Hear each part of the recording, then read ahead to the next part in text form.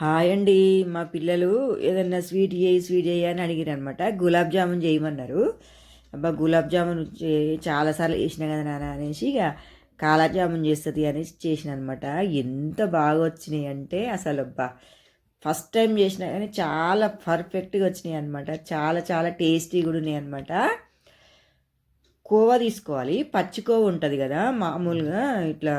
నేనైతే మా పిల్లలు ఆన్లైన్లో ఆర్డర్ చేసిర్రు. 200 గ్రాముల కోవా తీసుకొని ఇట్లా తురుముకోవాలన్నమాట. తురుముకుంటేనే ఇట్లా క్రాక్స్ రాకుంటూ ఉంటాయి అన్నమాట ఈ కాలాజామున్ అనేటివి. మనం ఇట్లా చేతితోటి ఇట్లా పిసికినామనుకో ఉండలు ఉండలు ఉంటుంది కోవా. మొత్తం ఇట్లా తురుముకొని ఇంకా 200 గ్రాముల కోవకు 100 గ్రాములు పన్నీర్ వేసుకోవాలి.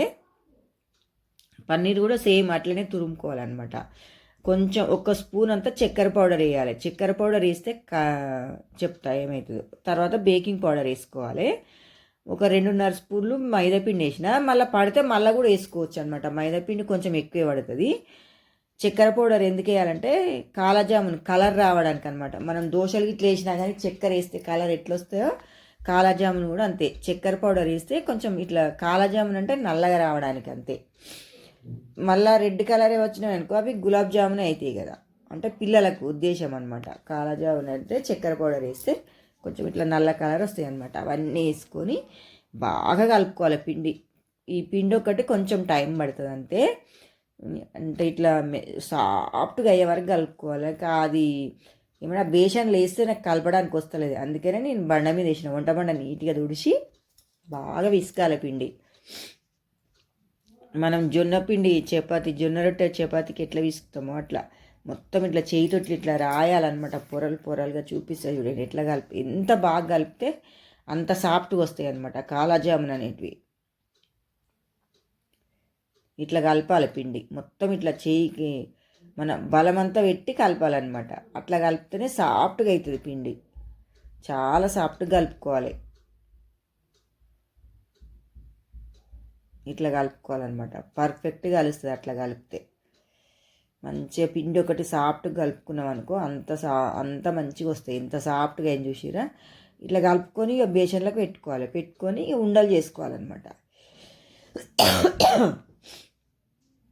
అసలు జలుబు అయితే తగ్గుతూనే లేదు నాకు. ఇగో ఇట్లా సాఫ్ట్గా అస్సలు క్రాక్స్ రావు. చూపిస్తా చూడండి ఉండలు. ఇగో చూసిరా ఇంత సాఫ్ట్గా కలుపుకోవాలి పిండి. అట్లయితే మంచిగా వస్తాయి. అన్నీ కలుపుకొని ఒక గిన్నెలకు వేసుకున్న తర్వాత ఒక 300 గ్రాములు చక్కెర తీసుకున్నా నేను. ఒక 1/2 లీటర్ వాటర్ తీసుకోవాలి. 300 గ్రాములు 200 గ్రాముల కోవకు 300 గ్రాముల చక్కెర, ఒక 1/2 లీటర్ వాటరు తీసుకొని కొంచెం ఇట్లా జిగురు పాకం రావాలి. గులాబ్ జామున్ పాకం కంటే కొంచెం ఎక్కువ రావాలన్నమాట. తీగ పాకం కంటే కొంచెం తక్కువ. అంటే తీగ పాకం ఇక అటు ఇటు అట్లా వస్తేనే ఈ కాలాజామున్ అనేటివి ఎన్ని రోజులైనా నిల్వ ఉంటాయి అన్నమాట. మనకు చేతికి అంటుకుండాలన్నమాట. ఇట్లా అంటుకపోవాలి. తీగపాకంలాగా రావాలి. అప్పుడు స్టవ్ ఆఫ్ చేసుకొని మూత పెట్టుకొని అది పక్కకు పెట్టుకొని పొయ్యి మీద కడాయి పెట్టుకోవాలి. డీప్ ఫ్రై సరిపోయేంత ఆయిల్ పోసుకోవాలి. ఆయిల్ పోసుకొని ఇక ఉండలు ఉన్నాయి కదా మనకు ఒక వాయికి ఎన్ని పడతాయో అన్నీ వేసుకోవాలన్నమాట. నూనె బాగా వేడైన తర్వాత ఉండలు వేసుకోగానే కలపొద్దు. కొంచెం ఇట్లా అవి పైకి లేచిన తర్వాతనే కలపాలి.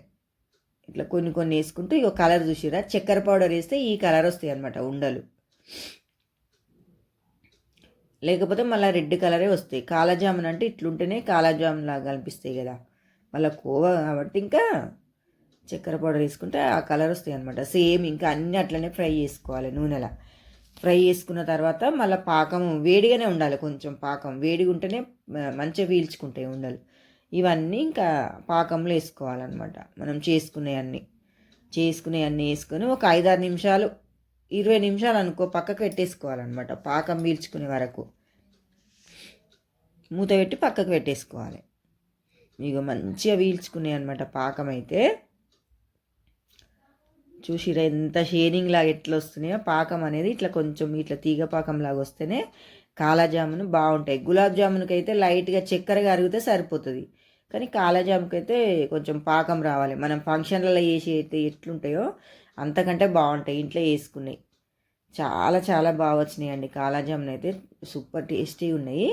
ఇంకా తర్వాత ఇక సర్వింగ్ బౌల్కి తీసుకొని పిల్లలకి ఇచ్చుకుంటే మంచిగా ఎంజాయ్ చేసుకుంటే తింటారు. ఊరికే గులాబ్ జామ్ కాకుండా ఇట్లా కాలాజామున్ కూడా చేసి పెట్టండి పిల్లలకి, మంచిగా తింటారు అనమాట. చాలా చాలా బాగా వచ్చినాయండి. పైనకెళ్ళి కొంచెం పిస్తా పప్పు వేసిన అనమాట తురుముకొని, మస్తు టేస్ట్ ఉన్నాయి అనమాట. చాలా చాలా బాగున్నాయి. ఎంత జ్యూసీగా ఉన్నాయో కూడా చూపిస్తా చూడండి.